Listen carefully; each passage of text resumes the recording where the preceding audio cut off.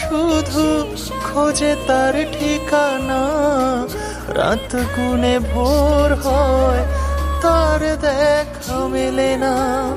স্মৃতিদের অজুহাত জমা বেঁধে এই মায়া, এত রাতে গান কে গেছে? হয় এক পাগল, আজ কি আর প্রেমিকার বিয়ে হয়ে গেল বেচারা।